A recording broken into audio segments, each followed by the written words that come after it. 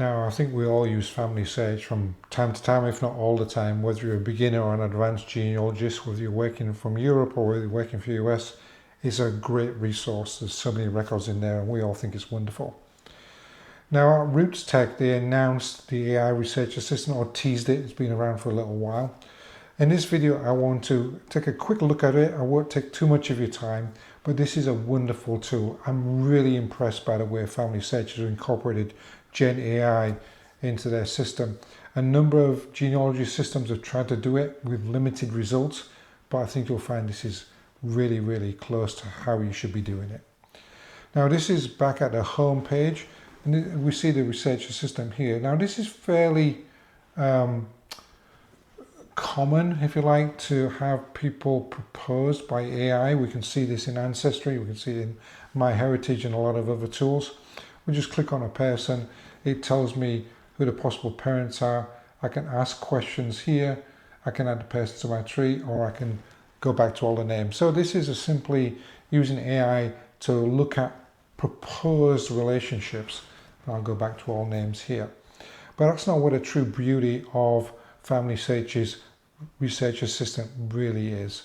What we'll do is look at some people and see how they take it to the next level.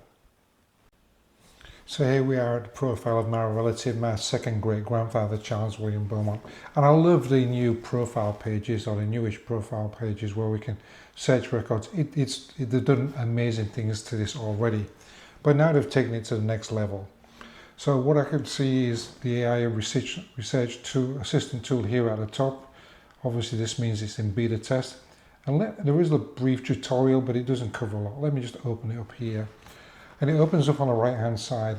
And anybody who's used Gen AI now will immediately recognize what we're dealing with, especially the warning down here. So there is a warning, double check it. AI make mistakes all the time, so you're responsible for its output, it's not responsible. But anyway, we now start with a standard AI, Gen AI interface. There's some preloaded questions here. Now, to save time and me typing in front of you and basically any glitches on my computer, I've retyped some of the questions in here so you can see some of the flexibility. And here are my prompts. So the first prompt I put in is I just took this copy here. Help me find genealogical information about Charles William Beaumont. So immediately the Gen AI system knows who we're talking about. And it gives me all this information, gives me a breakdown. It's already over here on the left hand side, but this is very nice laid out, and I can see all the sources. I can actually click on the source here and go to it. As we can see, is the census. So that makes life very, very easy. But beyond the questions, we're now only limited by our knowledge, if you like, or our questions that we can do with Gen AI. So I've asked that question, nothing to do with the questions up here. It's like, what can you tell me about Rickmansworth? So the system said he was born in Rickmansworth, so let me ask the system, tell me a little bit more about that place. So now I get information about Rickmansworth. It's a nice overview of the town. It tells me the source. And I can go there, but I may be specifically interested in the churches in Rickmansworth. So I go, okay, well, where can I find church records for Rickmansworth?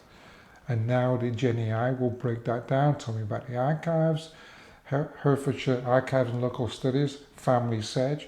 I know all this is good because I've done a lot of research on Charles William. So I'm very excited about this because it's bringing back really good information.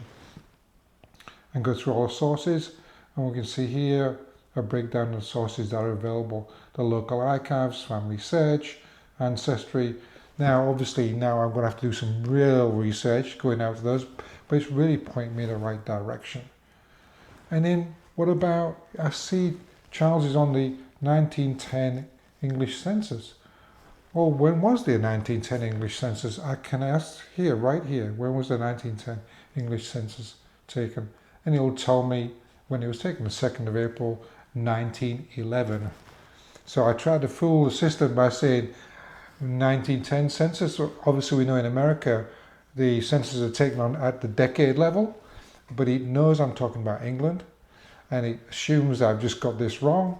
So it says, no, you're actually talking about the 1911 census in England, April the 2nd, 1911. Isn't that wonderful? It really knows I'm making mistakes and it doesn't go off and do anything crazy. And then I found out from the census that Charles William was a sugar house labourer. So I can say, what did a sugar house labourer do? And was the job dangerous? And now we can get the job of a sugar house labourer was physically demanding and could be dangerous. Typically worked in a sugar refinery. All this is true. And handling raw sugar, operating machinery, maintaining cleanliness. And the job was considered dangerous due to heavy lifting, machine hazards. This is a really nice overview of sugar house labourer. And it gives me the sources. So we can go on and ask lots and lots of questions, but you get the drift now. I can go and use this Gen AI system, and it's very, very close to using Claude or ChatGPT out of the box.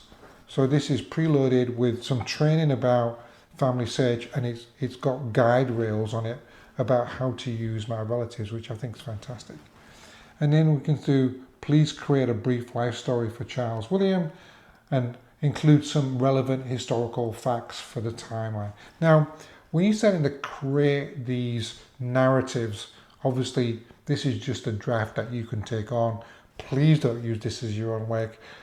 Gen AI specifically introduces fluff, and it may introduce facts that are not quite right, but it does make quite a nice job.